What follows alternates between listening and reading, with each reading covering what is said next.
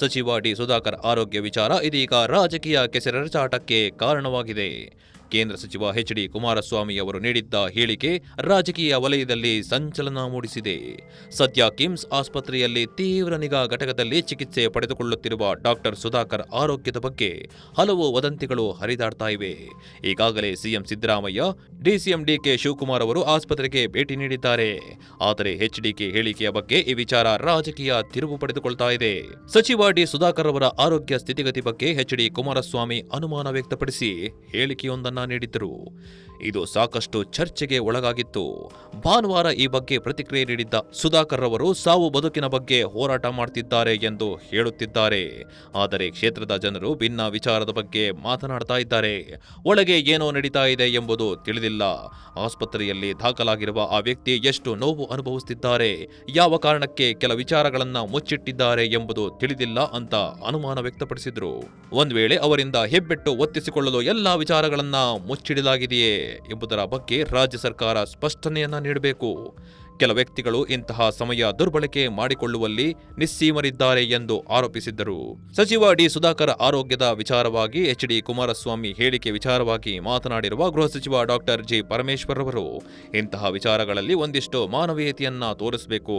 ಯಾರು ಈ ರೀತಿಯಲ್ಲಿ ನಡೆದುಕೊಳ್ಳಲು ಹೋಗ್ತಾರೆ, ಹಾಗೇನಾದರೂ ಮಾಡಿದ್ರೆ ಅವರ ಕುಟುಂಬದವರು ಮಾಡಬೇಕಷ್ಟೇ. ಸರ್ಕಾರ ಹೆಬ್ಬೆಟ್ಟು ಒತ್ತಿಸಿಕೊಳ್ಳಲು ಸಾಧ್ಯವೇ? ಒಂದಿಷ್ಟು ಮಾನವೀಯತೆಯ ಪ್ರದರ್ಶನ ಮಾಡಬೇಕಾಗುತ್ತದೆ. ಸುಧಾಕರ್ ಅವರು ಇಂಟೆನ್ಸಿವ್ ಕೇರ್ನಲ್ಲಿ ಚಿಕಿತ್ಸೆಯನ್ನ ಪಡೆದುಕೊಳ್ತಿದ್ದಾರೆ. ಅವರಿಗೆ ಇನ್ನೂ ಪ್ರಜ್ಞೆ ಬಂದಿಲ್ಲ. ಅವರ ಆರೋಗ್ಯ ಸ್ಥಿತಿಗತಿ ಏನಾಗಲಿದೆ ಎಂಬುದನ್ನ ನಾವು ಕಾದು ನೋಡಬೇಕಾಗಿದೆ ಅಂತ ಹೇಳಿಕೆಯನ್ನ ನೀಡಿದ್ರು. ಸಚಿವ ಡಿ ಸುಧಾಕರ್ ರವರು ಕೆಲ ದಿನಗಳ ಹಿಂದೆಯಷ್ಟೇ ಮೊಣಕಾಲು ಶಸ್ತ್ರಚಿಕಿತ್ಸೆಗಾಗಿ ಒಳಗಾಗಿದ್ದರು.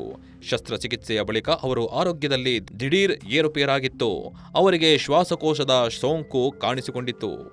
ಅವರ ಆರೋಗ್ಯ ಸ್ಥಿತಿ ಗಂಭೀರವಾದ ಹಿನ್ನೆಲೆಯಲ್ಲಿ ಬೆಂಗಳೂರಿನ ಎಲೆಕ್ಟ್ರಾನಿಕ್ ಸಿಟಿ ಕೃಷ್ಣ ಆರೋಗ್ಯ ವಿಜ್ಞಾನ ಸಂಸ್ಥೆಗೆ ಸ್ಥಳಾಂತರಿಸಲಾಯಿತು. ಅಲ್ಲಿ ಅವರಿಗೆ ತೀವ್ರ ನಿಗಾ ಘಟಕದಲ್ಲಿ ಚಿಕಿತ್ಸೆ ನೀಡಲಾಗ್ತಾ ಇದೆ. ದಿನಗಳ ಹಿಂದೆ ಕಿಮ್ಸ್ ಆಸ್ಪತ್ರೆ ಆರೋಗ್ಯ ಬುಲೆಟಿನ್ನಲ್ಲಿ ಸುಧಾಕರ್ ಅವರ ಆರೋಗ್ಯ ಸ್ಥಿತಿ ಬಗ್ಗೆ ಮಾಹಿತಿ ನೀಡಲಾಗಿತ್ತು. ಅವರು ಚಿಕಿತ್ಸೆಗೆ ಸ್ಪಂದಿಸುತ್ತಿದ್ದಾರೆ. ಹಾಗಾಗಿ ಯಾವುದೇ ವದಂತಿಯ ಆಸ್ಪದ ನೀಡಬೇಡಿ ಎಂದು ಮನವಿಯನ್ನ ಮಾಡಲಾಗಿತ್ತು. ಈ ನಡುವೆ ಸಿಎಂ ಸಿದ್ದರಾಮಯ್ಯ, ಡಿಸಿಎಂ ಡಿಕೆ ಶಿವಕುಮಾರ್ ಅವರು ಸುಧಾಕರ್ ಬಗ್ಗೆ ವಿಚಾರಿಸಿದ್ರು. ಈ ಬಗ್ಗೆ ಮಾತನಾಡಿದ ಸಿದ್ದರಾಮಯ್ಯ, ಸಚಿವರಿಗೆ ಶ್ವಾಸಕೋಶದ ಕಸಿಯಾಗಬೇಕಾಗಿದೆ. ಆದರೆ ಟ್ರಾನ್ಸ್ಪ್ಲಾಂಟ್ ಮಾಡಬೇಕಾದರೆ ಮೆದುಳು ಪ್ರಜ್ಞೆಯಲ್ಲಿರಬೇಕು. ಆದರೆ ಸುಧಾಕರ್ ಅವರಿಗೆ ಇನ್ನೂ ಪ್ರಜ್ಞೆ ಬಂದಿಲ್ಲ. ಹೀಗಾಗಿ ವೈದ್ಯರು ಪರಿಶೀಲನೆ ಮಾಡಿ ಈ ಬಗ್ಗೆ ತೀರ್ಮಾನ ಮಾಡಲಿದ್ದಾರೆ ಎಂದರು. ಈ ಬೆನ್ನಲ್ಲೇ ಕುಮಾರಸ್ವಾಮಿ ನೀಡಿರುವ ಹೇಳಿಕೆ ಅವರಿಗೆ ಕಾರಣವಾಗಿತ್ತು. ಕುಮಾರಸ್ವಾಮಿ ಹೇಳಿಕೆ ಗೃಹ ಸಚಿವ ಪರಮೇಶ್ವರ್ ಪ್ರತಿಕ್ರಿಯೆ ನೀಡಿದ್ದಾರೆ. ಬೆಂಗಳೂರಿನಲ್ಲಿ ಮಾಧ್ಯಮದವರೊಂದಿಗೆ ಮಾತನಾಡಿ ಎಚ್ಡಿ ಹೇಳಿಕೆಗೆ ತಿರುಗೇಟು ನೀಡಿದ್ದಾರೆ.